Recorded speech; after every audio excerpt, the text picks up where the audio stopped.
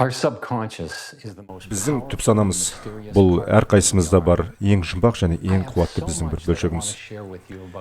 Түп сананың құрылымы туралы ойымды барлықтарыңызға айтып бергім келеді. Осы видеода сіздің түп санаңыздың керемет қабілеттілігі туралы және оның бұл әлемдегі энергетикалық ағыммен қалай байланысатындығы туралы айтатын боламын.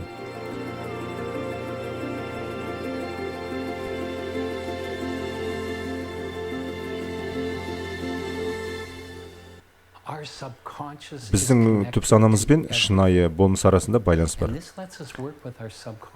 Түп санамызды жұмыс істеткізіп, қалаған нәрсемізге қол жеткізуге болады.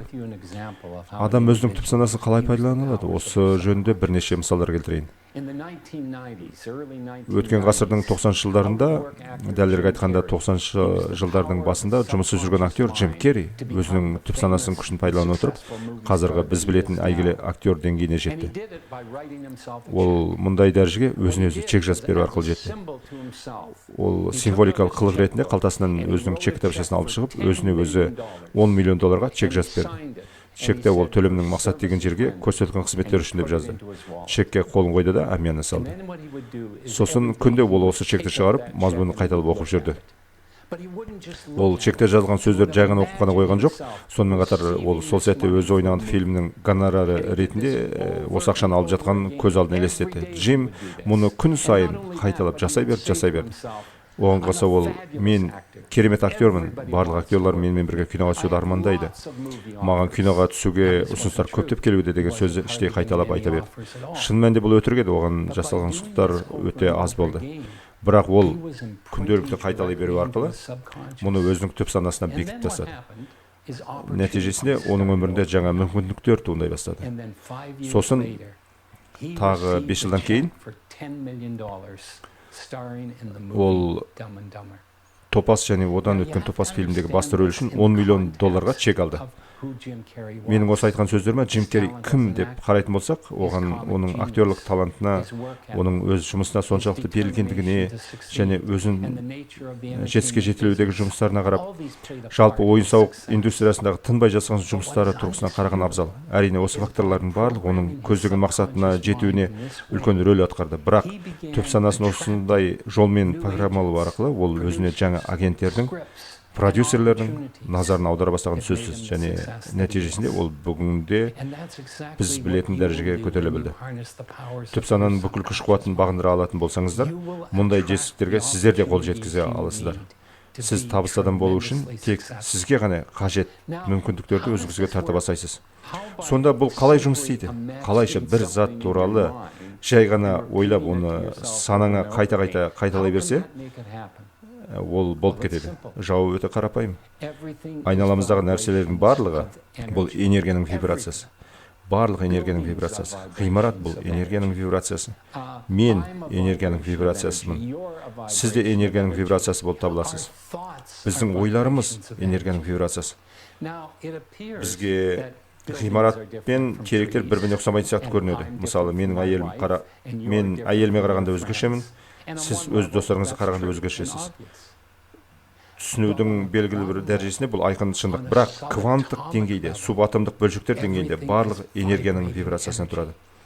Барлығы шынайы болмыстың вибрация беретін торап арқылы бір-бірімен тығыз байланысты. Мұны түсіну үшін компьютер бағдарламасы алгоритмінің қалай жұмыс істейтінін ойланып көрейік.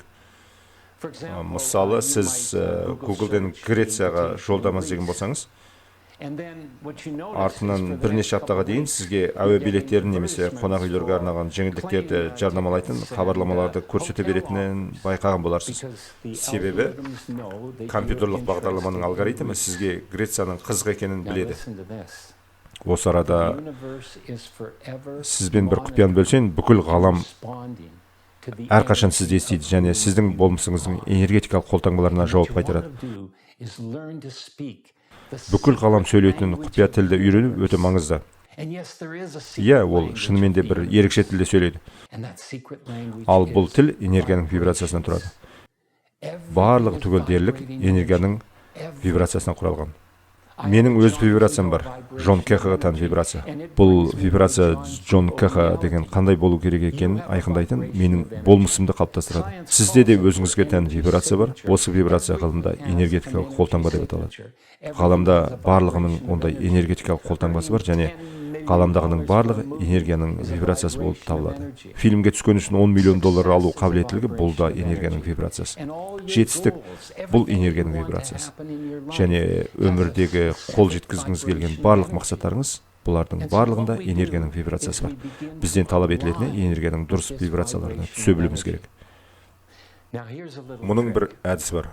Сіздің өміріңізде ненің болғанын қаласаңыз да, санаңызда оның басталып қойған қазіргі сәтте болып жатқанын елестетіңіз. Оның болашақта болатыны немесе оның болатыны сіздің сеніміңіздің күшті екені және осы бағытта жұмыстарды жүргізіп жатқаныңыз маңызды емес. Жай ғана оның қазір болып жатқанын ойлаңыз. Бұл жерде мен күні бойы бір нәрсені ойлап, қиялға сеніп отыра бер деп айтпаймын. Мен күніне сіздің 2-3 минутыңыз ғана жұмсалатын жаттығулар туралы айтып тұрмын. Осы уақыт ішінде сіз қалаған нәрселеріңіздің сіздің өміріңізде болып жатқанын ойлайтын боласыз. Бұл жаттығулар арқылы түп санаңызға сізге қажетті энергия вибрациялары жазыла бастайды. Сосын бұл энергия вибрациялары сіздің түп санаңыздың бір бөлігіне айналған кезде, ол өзіне қажетті оқиғаларды, адамдарды, жағдайларды, сәйкестіктерді тарта бастайды. Және сол арқылы барлығы сіз қалағандай орындала бастайды. Біз өзіміз қалаған нәрселердің барлығын түп санамызға жаза аламыз. Бұл деген керемет емес пе? Сіздің түп санаңыз негізгі жұмыстың барлығын өзі атқарсын. Ал сізден тек өміріңізде қандай нәрселердің болғанын қалайсыз, соған қатысты нақты нұсқауларды беру ғана талап етіледі. Ол нәрселердің қазір сіздің өміріңізде болып жатқанын ойлаңыз және оны қайта-қайта қайталаңыз. Сол кезде бұл мақсаттарыңыз сіздің түп санаңызға қарай жол табады. Ал түп санаңыз оны әрі қарай қалай жүзеге асыру керек екенін өзі біледі. Ал енді ойлап көріңіз, сіздің түп санаңыз сізге күніне 24 сағат бойы жұмыс істеп жатса не болар еді? Дәл солай болады. Себебі біздің түп санамыз жетістікке жету жолындағы біздің партнеріміз сияқты.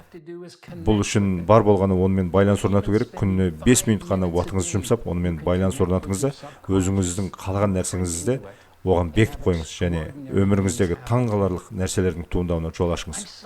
Міне, енді осы ақпараттарға сіздің де қолыңыздың жеткеніне мен өте қуаныштымын. Менің курстарымды ашқаныңызға мен өте қуаныштымын. Мен сіздерге әлі көп нәрсені айтып беремін.